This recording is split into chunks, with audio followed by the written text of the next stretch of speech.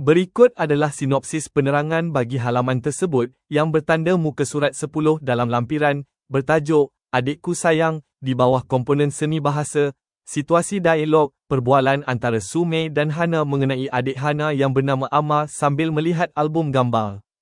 Fokus pembelajaran, halaman ini bertujuan memperkenalkan murid kepada penggunaan simpulan bahasa dalam pertuturan untuk menggambarkan perwatakan seseorang. Simpulan bahasa yang digunakan, otak cair, bermaksud cerdik atau cepat memahami pengajaran guru. Panjang akal, bijak dalam menyelesaikan masalah. Ringan tulang, sifat suka membantu orang lain.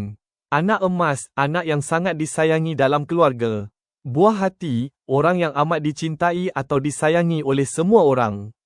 Aktiviti murid, murid dikehendaki untuk bercerita dan menuturkan dialog tersebut dengan sebutan yang jelas sambil memahami maksud tersirat di sebalik simpulan bahasa yang berwarna merah. Nilai murni, memupuk nilai kesyukuran terhadap kelebihan dan kebaikan ahli keluarga.